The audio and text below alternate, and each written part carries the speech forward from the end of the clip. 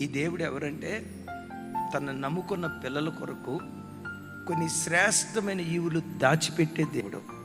ఓ తండ్రి ఉన్నాడు, ఓ తల్లి ఉంది.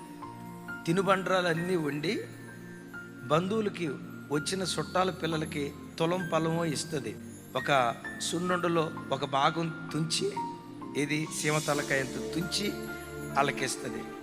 వాళ్ళ పిల్లలకు మాత్రం పిలిచి సాటును పిలిచి పెడతానే ఉంటుంది. ఎందుకమ్మా వాళ్ళకి సాటును పెడుతున్నావు, దాచి దాచి ఎందుకు పెడుతున్నావు అంటే నా పిల్లలు అని అంటుంది కదా. తప్పేం కాదు.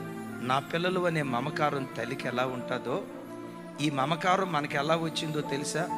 అలాంటి మమకారం కలిగిన దేవుడు మనల్ని సృష్టించినవాడు. విశ్వసించండి, రాగల మార్చి మాసంలో నీ కొరకు ఇంతకాలం ప్రత్యేకంగా దాచబడిన కొన్ని ఈవులు దేవుడు నీకు ఇవ్వబోతున్నాడు. మరుగై ఉన్న ధననిధిని దేవుడు నీకు ఇవ్వబోతున్నాడు. ఒకవేళ ఇంతకాలం ఓ మంచి ఉద్యోగం కొరకు ఎదురు చూసి ప్రార్థించి ఒకవేళ నీకు దక్కలేదు అని అనుకుంటున్నావేమో, విశ్వసించు. గడిచిన కొంతకాలం నుంచి దాచిన దాన్ని మార్చి మాసంలో నా దేవుడు నీకు అనుగ్రహించునుగాక. ఒకవేళ నీ పితరుల ద్వారా నీకు దక్కాల్సిన ఆస్తి దక్కకుండా ఏదో కొంతమంది కుయుక్తి పరులు వ్యతిరేకంగా నీకు పనిచేస్తే దేవుడు దాచి ఇంతకాలం దేవుడు ఏది దాచాడో దాచిన ఆస్తిని ఈ మాసంలో దేవుడు నీకు ఇచ్చునుగాక.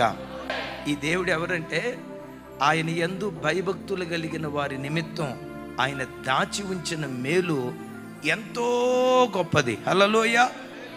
విశ్వసించండి అయ్యలారా, ఓ మంచి ఆరోగ్యాన్ని దేవుడు నీ కొరకు దాచిపెట్టాడు. దాచిపెట్టిన ఆరోగ్యం ఈ మాసం దేవుడు నీకు ఇచ్చునుగాక. దాచిపెట్టిన ఆస్తి దేవుడు నీకు ఇచ్చునుగాక.